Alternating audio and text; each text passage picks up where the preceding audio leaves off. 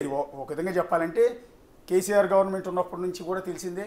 ఆనాడు కూడా కూల్చివేయడానికి కొంతమంది టీం కూడా అక్కడికి వెళ్ళినట్టు తెలిసింది. అప్పుడు తర్వాత నాగార్జున కేసీఆర్ని కలిశారు, ఆ ప్రక్రియ అంతా ఆగిపోయింది. కానీ ఆ తర్వాత ఎవరు దాన్ని పట్టించుకున్నది లేదు. మళ్ళీ ఇన్నాళ్ళకి మీ రూపంలో మీరు ఫిర్యాదు చేసిన తర్వాత ఇవాళ కూల్చివేత సాగుతోంది. ఒక విధంగా ఇది మీ సక్సెస్ అనుకోవాలా? నేను ఒక పౌరుడిగా నా బాధ్యతను నేను నిర్వహించిన అనుకుంటున్నా.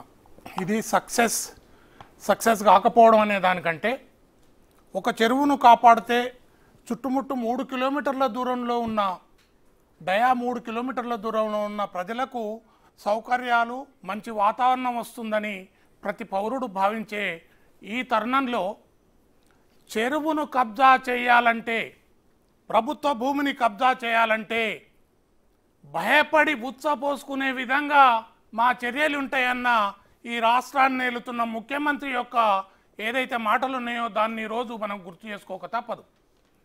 దాంతోపాటు హైడ్రా కమిషనర్ ఒక నిజాయితీ గల అధికారిని పెట్టడం అనేది ప్రభుత్వంలో ఉన్న చిత్తశుద్ధిని ఇక్కడ తెలియజేస్తుంది. ఏ రాజకీయ పార్టీ అయినా ఎవరెన్ని మాటలు మాట్లాడుకున్నా 2010 నుంచి మా పోరాటం కొనసాగుతూ ఉంది.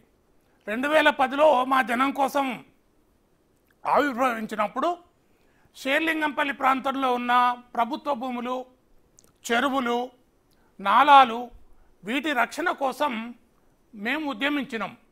యాంటీ కరప్షన్ కూడా దాంట్లో ఒక భాగమే.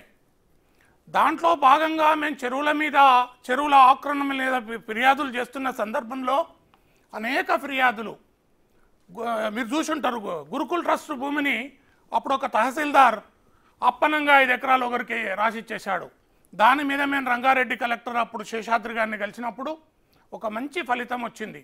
అప్పుడున్న ప్రభుత్వం కూడా, రాజశేఖర రెడ్డి గారి ప్రభుత్వం కూడా సహకరించలేదు. అదే సుబ్బారావు అనే తహసీల్దార్ను హైకోర్టు నరసింహారెడ్డి గారు జడ్జు కామెంట్ చేశారు మా కేసులో. ఈ ప్రభుత్వం ఈ సుబ్బారావును తిరిగి రెవెన్యూ శాఖలో నియమిస్తే ప్రభుత్వం యొక్క చిత్తశుద్ధిని శంకించాల్సి వస్తుంది ఈ కోర్టు అనే వ్యాఖ్యానం చేసిండు. అది మా కేసులోనే జరిగింది. అప్పుడు శేషాద్రి గారికి ఈ సుబ్బారావుని తీసుకుపోయి మళ్ళీ అక్కడనే పెట్టే ప్రభుత్వం అప్పుడు రఘువీరారెడ్డి రెవెన్యూ మినిస్టర్ చేస్తే శేషాద్రి గారు చాలా ఇబ్బంది పడ్డ ఆ సందర్భంలో మేము అక్కడ ప్రభుత్వానికి రెవెన్యూ అధికారులకు అండగా నిలిచి ఆ సుబ్బారావును అక్కడి నుంచి పోయే విధంగా చేసి ఆ 5 ఎకరాలు గురుకుల భూములను కాపాడడం జరిగింది. ఆ సందర్భంగా మా ఎన్జిఓ చేస్తున్న కృషిని అప్పటి కలెక్టర్ శేషాద్రి గారు గుర్తించి 2012లో మీ జనం కోసం అనే సంస్థ చాలా చక్కటి పనిచేస్తున్నది, అనేక ప్రభుత్వ ఆస్తులను ప్రజల ఆస్తులను కాపాడే దాంట్లో పనిచేస్తుందని ఒక ప్రశంసాపత్రం మాకు ఇవ్వడం జరిగింది. దాని తర్వాత 2012లో మేము ఎంత పోరాటం చేసి ఎన్ని ఫిర్యాదులు చేసినా ఎక్కడ వేసిన గొంగలు అక్కడనే ఉంటుంది. ఏ అధికారి ప్రభుత్వం పనిచేస్తలేరు. చేయకుంటే మాకు దొరికింది ఒకటి, మేము ఇచ్చిన కంప్లైంట్స్ తోటి అప్పటి యేసుబాబు అనే ఒక చిన్న లెటర్ ఇచ్చిర్రు. ఎన్కన్వెన్షన్ ఈ కాంపౌండ్ వాల్ తమ్మిడికుంట చెరువులో ఉందని. ఆ ఒక్క లేఖన ఆధారంగా 2012లో లోకాయుక్తలో మేము ఫిర్యాదు చేసినాం. లోకాయుక్త ఇచ్చిన ఆదేశాల మేరకు అన్ని శాఖలకు ఆదేశాలు ఇచ్చినా వాళ్ళు కూడా ఎక్కడ స్పందించలేదు. కనీసము మేము ఆర్టీఐలో 2013 తహసీల్దార్ షేర్లింగంపల్లికి ఆర్టీఐలో ఇస్తే ఒకటే సంవత్సరంలో 2 ఆర్టీఐలు ఇచ్చారు. వాళ్ళు ఒకటే డేట్లో నాకు 2 ఆర్టీఐలు ఇచ్చారు. ఒక ఎఫ్టీఎల్ మ్యాప్ ఏమో 29 ఎకరాల 24 గుంటలు ఉందని, ఒక ఆర్టీఐ మ్యాప్ ఏమో 21 ఎకరాలు ఉందని.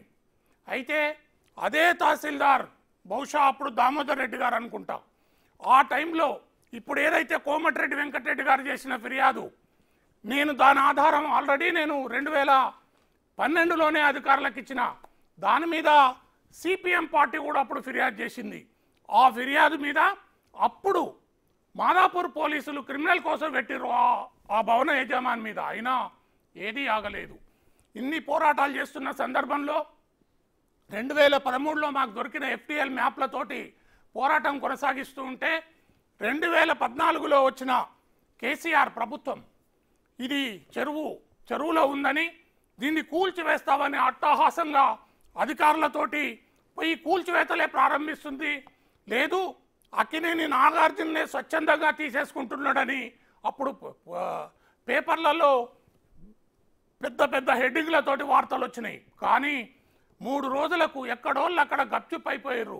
2-3 మాసాల్లోనే ఏం లాబీ నడిచిందో, ఏం వ్యవహారం నడిచిందో తెలియదు. కానీ 3 మాసాల్లోనే నాగార్జున కార్యక్రమాలకు ఏదైతే ఎన్కన్వెన్షన్లో చీరల ప్రదర్శనకు కవిత హాజరు కావడం, కేసీఆర్, కేటీఆర్, హరీష్ రావు నాగార్జున పాల్గొంటున్న వేదికల్లో పాల్గొనడం అనేక అనుమానాలకు తావిచ్చింది.